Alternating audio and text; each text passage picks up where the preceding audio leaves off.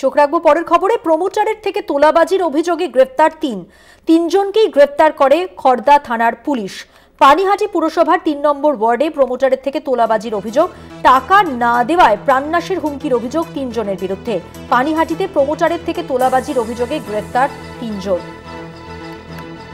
৩ জনকে গ্রেফতার করে খড়দা থানার পুলিশ।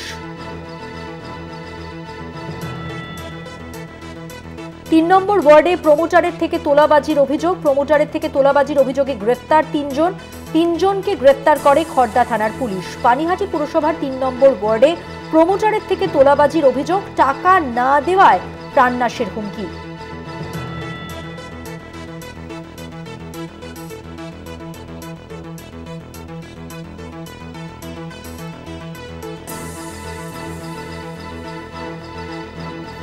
প্রমোটারের থেকে তোলাবাজির অভিযোগে গ্রেফতার ৩ জনকে গ্রেফতার খড়দা থানার পুলিশ।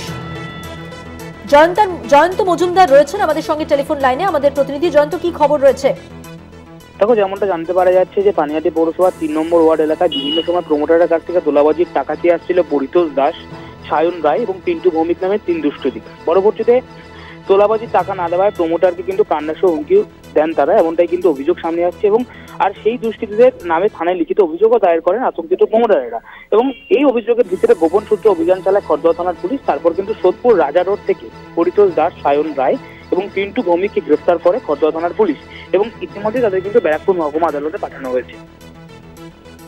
ধন্যবাদ। কথা বললাম প্রতিনিধি জয়ন্ত মজুমদারের সঙ্গে। প্রমোটারের থেকে তোলাবাজির অভিযোগে গ্রেফতার করা হয়েছে ৩ জনকে। পানিহাটি পুরসভার ৩ নম্বর ওয়ার্ডে প্রমোটারের থেকে তোলাবাজির অভিযোগ এদের বিরুদ্ধে। টাকা না দেওয়ায় প্রাণনাশের হুমকির অভিযোগ।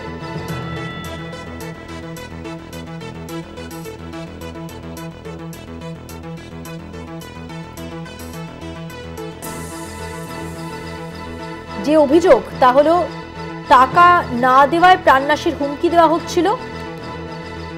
এই অভিযোগে ৩ জনকে খড়দা থানার পুলিশ গ্রেফতার করেছে।